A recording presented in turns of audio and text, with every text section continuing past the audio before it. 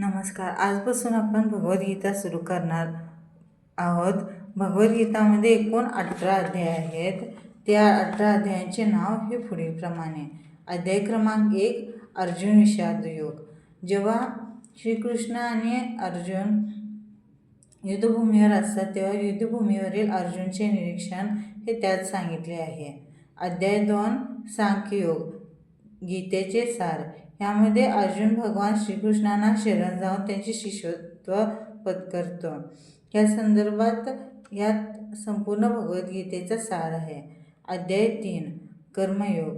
या भौतिक जगामध्ये प्रत्येकाला कोणते ना कोणते तरी कर्म करायलाच लागते, परंतु केलेले कर्म कसे निष्काम भावनेने करावे ही गोष्ट ह्या अध्यायामध्ये सांगितली आहे. अध्याय क्रमांक 4, ज्ञान कर्म संन्यास योग, दिव्य ज्ञान. दिव्य ज्ञान म्हणजे आत्मा, परमेश्वर आणि त्यांच्या परस्पर संबंधाविषयीचे ज्ञान होय. हे ज्ञान शुद्ध करणारे आणि मुक्ती देणारे असते. हे ज्ञान निष्काम भक्ती किंवा कर्मयोगाचे फळ असते. भगवान श्रीकृष्ण गीतेचा प्राचीन इतिहास, त्यांचे वारंवार होणारे अवतरणाचे महत्त्व आणि गुरुला आत्मसाक्षात्कारी शरण जाण्याची आवश्यकता यांविषयी उपदेश करतात. अध्याय 5, कर्म संन्यास योग म्हणजेच कृष्ण भावना भावित कर्म. यामध्ये कर्मातील फळाचा त्याग करून शांती आणि मुक्तीकडे कसे जायचे ह्या संदर्भात मार्गदर्शन केले आहे.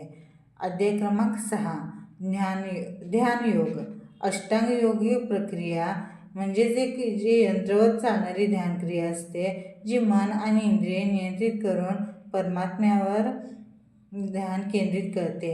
ह्या प्रक्रियेचे अंतिम फळ म्हणजे समाधी किंवा साक्षात्कार होय. अध्याय 7, ज्ञान विज्ञान योग, भगवत ज्ञान. भगवान श्रीकृष्ण हे परमसत्य आहेत. अखिल भौतिक आणि आध्यात्मिक अस्तित्वाचे अधिकारण तथा पोषण करते आहेत.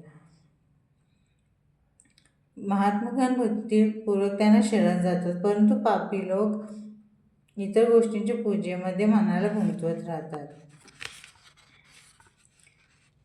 अध्याय क्रमांक 8, अक्षर ब्रह्मयोग म्हणजेच भगवत प्राप्ती. भगवान श्रीकृष्णाचे आयुष्यभर भक्तिपूर्वक स्मरण केल्याने आणि विशेष करून मृत्यूसमयी स्मरण केल्याने मनुष्याला त्याचे परमधर्म प्राप्त करता येते. या संदर्भात याविषयी बोलले आहे. अध्याय क्रमांक 9, राजविद्या राजगुह्य योग, परम गोपनीय ज्ञान. भगवान श्रीकृष्ण परमेश्वर आणि परमाध्याय आहेत. भक्तीच्या माध्यमांद्वारे जीवात्म्याचा त्यांच्याशी शाश्वत संबंध असतो. या संदर्भात यामध्ये बोलले आहे. अध्याय क्रमांक 10, विभूती योग, श्री भगवंताचे ऐश्वर्य. भौतिक किंवा आध्यात्मिक जगतामध्ये बळ, सौंदर्य, वैभव किंवा उदात्तपणाचे प्रदर्शन करणाऱ्या सर्व घटना म्हणजे श्रीकृष्णाचे दैवी शक्ती तथा ऐश्वर्याचे एक आंशिक प्रकटीकरण होय.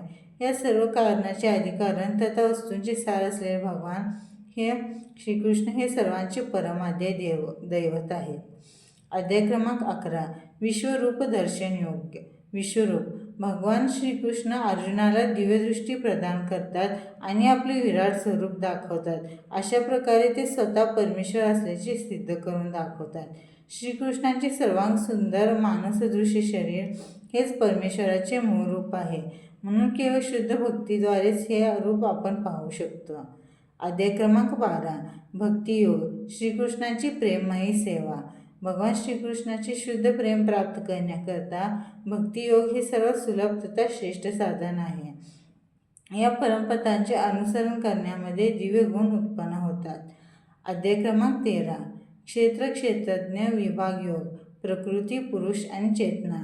ज्या मनुष्याला शरीर आणि आत्मा या दोघांच्याही पलीकडे स्थित असलेल्या परमात्मा यांच्यातील भेद समजतो, तो ह्या भौतिक जगातून मुक्त होऊ शकतो.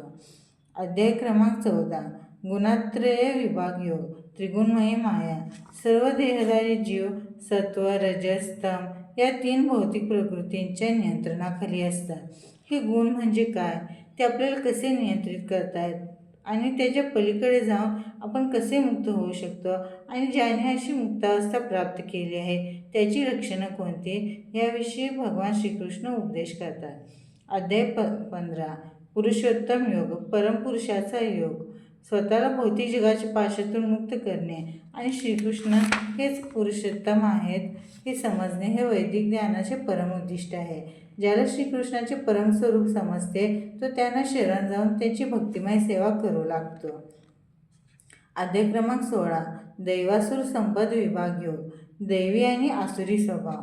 शास्त्रांचे नियम उल्लंघून स्वैर जीवन जगणारे आणि आसुरी गुण असणारे लोक नीच योनीत जन्म घेतात आणि संसारामध्ये अधिकाधिक बांधले जातात. तथापि जे दिव्य गुणसंपन्न असतात, जीवनात विधी नियमांचे व्यवस्थितपणे पालन करतात, ते क्रमशः आध्यात्मिक पूर्णत्व प्राप्त करतात. अध्याय क्रमांक 17. श्रद्धात्रय विभाग योग. श्रद्धेचे 3 प्रकार. भौतिक गुणांचे 3 गुणांनुसार 3 प्रकारच्या श्रद्धा असतात. रजोगुणी तथा तमोगुणी श्रद्धा बाळगणाऱ्या पुरुषांना क्षणभंगूर फळे प्राप्त होतात, तर याउलट सत्वगुणी आणि शास्त्रांच्या आदेशाप्रमाणे केलेली कर्मे हृदयाचे शुद्धीकरण करतात आणि श्रीकृष्णाचे ठाई शुद्ध तथा भक्ती जागृत करतात. अध्याय 18. मोक्ष संन्यास योग. गीतेचा निष्कर्ष. वैराग्य आणि मानवी चेतना तथा कर्म यांच्या प्रकृतीच्या 3 गुणांचा परिणाम याविषयी भगवान श्रीकृष्ण विवेचन करतात.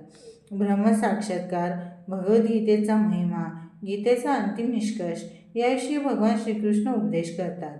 सर्वोच्च धर्म म्हणजे भगवान श्रीकृष्णांना सर्वतोभावे तथा भक्तिभावनेने शरण जाणे होय. शरणागतीचा हा सर्वोच्च मार्ग मनुष्यास सर्व पापातून मुक्त करून पूर्ण ज्ञान प्रदान करतो आणि श्रीकृष्णाच्या नित्य दिव्य धामात प्रवेश मिळवून देतो.